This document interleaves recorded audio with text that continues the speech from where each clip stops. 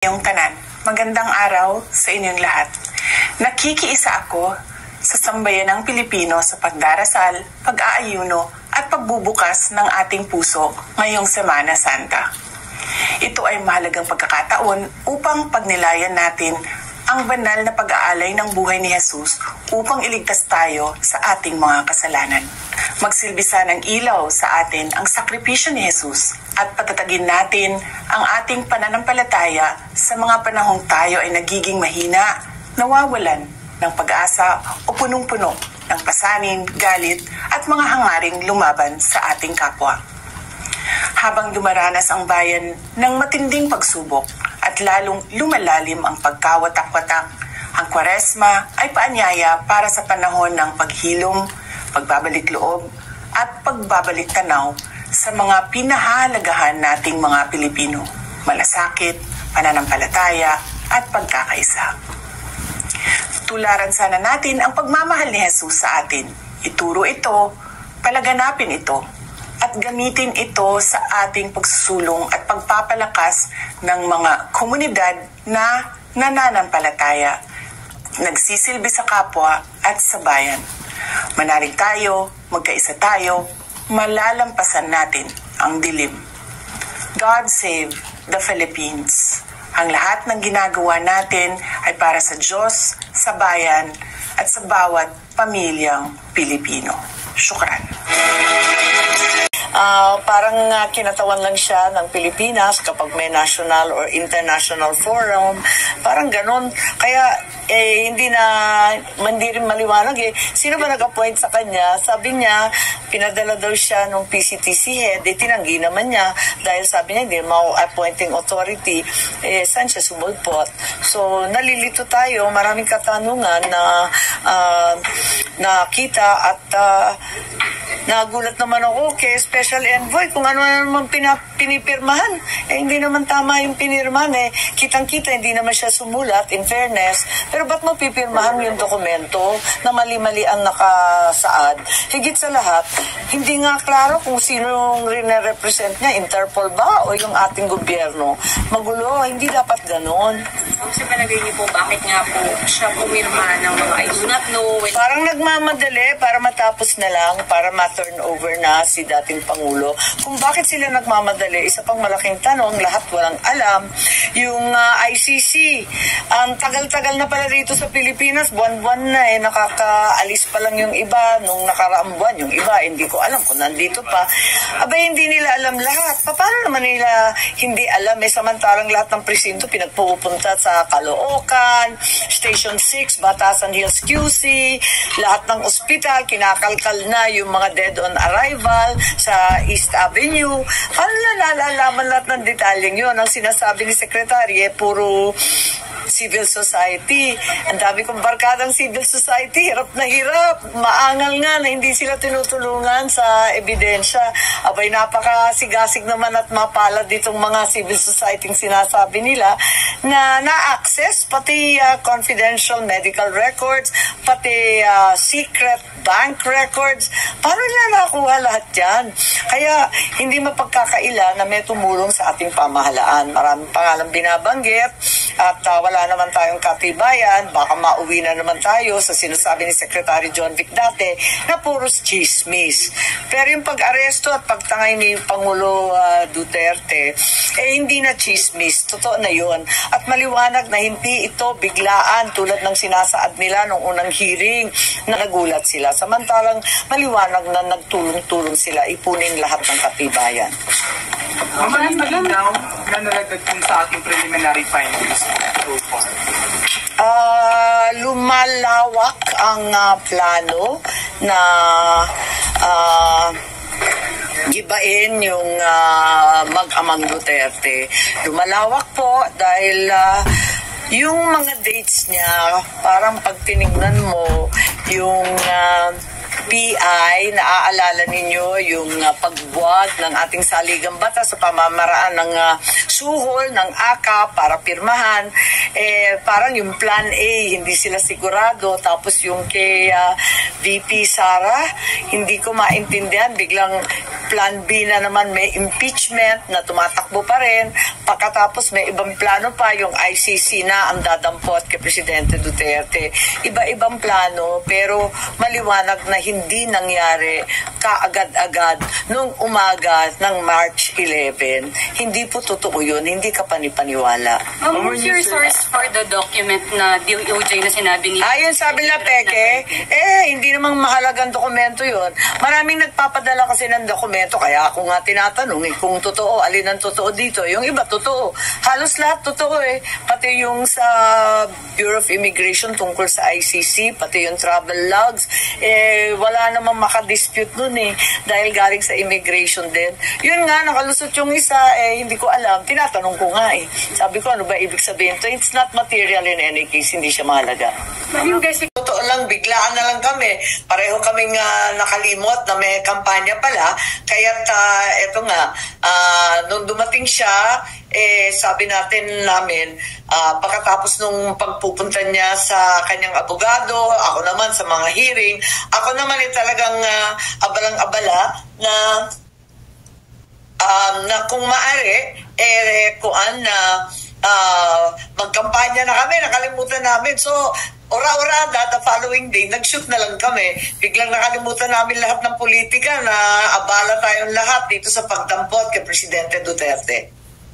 Sabi ko nga, bakit nga ba itim? Siya nagpupumiglas na talagang kinakailangan itim. Pagkatang sabi niya, nagluluksa ang bansa at maraming naghihirap. Gutom na ang sikmura, gutom pa sa hustisya. Hindi natututukan ang sadyang problema ng ating bansa, hindi nasusolusyonan. Kaya maraming problema, ang korupsyon, bumalik na naman tayo dyan sa mga krimen. Kaya para sa kanya, luksa daw. Nag-iisip nga kami ng maigi kung paano gagawin, pero nagawa naman ng paraan. At yung itim, simbolo na ipaglaban ang tama, itama ang mali. Pinili ko lamang ang tama. Kapag labag sa batas, hindi tayo pwede sumang-ayon at lihis na sa politika. Hindi naman politika at kampanya ang pinakamahalagang bagay sa ating buhay.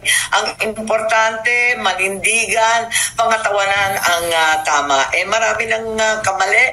Ako hindi ko na naintindihan ang takbo ng administrasyon kung sino yung mga nag-a-advise. Nahihirapan na ako kasi hindi tinututukan ang tunay na problema ng napakatataas na presyo, ang kakulangan sa pagkain at trabaho. Sana tutukan naman yun ang napakahirap ng sitwasyon na nagkakasakit at namamatayan. Kaya sana bumalik tayo sa ating katungkulan na ibsan ang kahirapan ng ating mga kababayan. Siya ang nagsasabi na wala siya sa mood, na talagang itim at luksa ang pakiramdam ng nakararami katulad niya. Ako naman, sabi ko, paano gagawin ng political ad yan? Makakabenta ba yan? Di ba nakakalungkot? Tignan natin at parang totoo nga naman, parang hindi naman angkop na magsayaw-sayaw, hindi naman tama na magmumotor. Wala na sa lugar sa panahong ito na napakahirap ng dinadanas ng ating mga mamamayan. Tama din siya at saka ang itim, syempre nandyan yung pangalan ko, I trust Amy Marcos, at yung aming paninindigan ay sinasakop rin ng itim na ipaglaban ang tama, itama ang mali. Naisip yun, hindi rin niya naisip. Talagang nag-uusap na kami noon pa. Sabi niya, tsaka na akong mga ngampanya, ayoko nang umikot nitong eleksyon na to. Pero yun nga, nung pabalik niya sa Hague, inutusan niya ata sila ni Senator Robin, ni Presidente Duterte na mga kampanya at tulungan ng mga kasangga. Yun ang nangyari. So, palagay ko, marami namang nagpapasalamat. Ako, higit sa lahat, walang mapaglagyan ng saya, pasasalamat at karangalan sa aking puso. Simulan sa poll, kaming dalawa naman talaga magkaibigan. At kahit papano, aminado ako, na naipahamak ko siya dahil dahil hindi ko naman alam na mangyayari ang ganito. Kilala niya ako, kilala ko rin siya, kilala namin ang isa't isa, hindi nagbabago ang pagtanaw ko ng utang na loob at paghanga sa pananatili niyang may tiwala sa akin. Kaya, eto, andito kami, hindi niya ako binigo, at hindi ko rin siya bibiguin. Ang katapatan sa ating bansa, ang kabayaran sa kanyang pagtitiwala. Hindi naman nagbabago kung minsan na yayamot siya sa sinasabi ko, ako naman nagalit din sa kung minsan nagsasabi siya, parang lang kaming kaibigan pero hindi nagmamaliw, parating pareho, parating consistent. Palagay ko, ako na yata ang nag-highlight noon pa Hindi naman ito bago. Talagang ilang beses ko na. Hindi pa na-inaugurate yung aking kapatid. Abala na ako sa smuggling at sa sitwasyon ng acting mga magsasaka. Abala na ako sa presyo ng mga bilihin at saka ko lang nga ng maayos na trabaho dahil walang investor kapag ganito tayo kagulo. At higit sa lahat, hindi ko talaga maintindihan kung ano nangyayari at sino ang namamahala sa palasyo na imbes na tutukan ang sadyang problema ng bansa kung ano-anong pinapasukan na paghihiganti at pang-aapi. Hindi kami naglaban, hindi kami tunggalian sa napakahabang panahon, halos 4 na dekada, para lang mang-api ng iba. Hindi ito ang turo ng aking ama. Kaya hindi ko alam kung saan ito nanggagaling at hindi ako papayag ng ganito. Alam naman ninyo noon pa di ba? Hindi pa nakakaupo, inauguration pa lang, abala na ako sa smuggling ng agricultural product, abala na ako sa mga magsasaka at sa ating land reform. Abala na tayo dun sa Maharlika Fund, dun sa People's Initiative na babaguhin sa pamamagitan ng suhulan ng ating saligang batas. Abala na ako sa budget ng 2024 at 2025 kung saan linustay ng bonggang-bongga ang pera ng bansa. Kaya hindi ito bago at siguro maintindihan na lamang ako na hindi na tama ang landas ng administrasyon na nanghihinayang talaga ako. Para sa akin, malaking trahedya sa amin to. Para sa akin, sana wag masamain. Alam ko nagtampo dahil doon sa hearing. Pero kung tutuusin yung unang hearing, hindi ko naman akalain na yun ang sasagutin nila.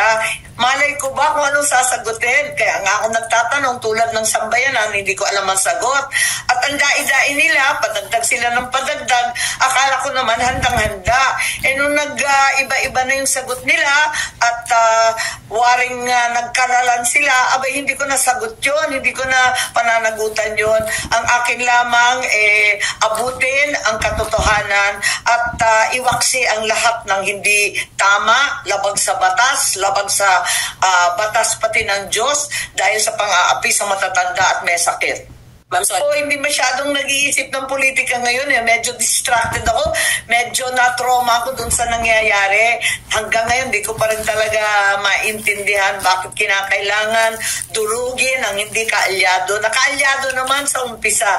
Di ko talaga maintindihan samantalang ang bansa ay nagdurusa sa napakatataas na bilihin, kakulangan ng trabaho, mga problema sa krimen, sa droga, sa korupsyon, dapat tutukan na natin yan. So, kung makakadagdag at kung hindi, alam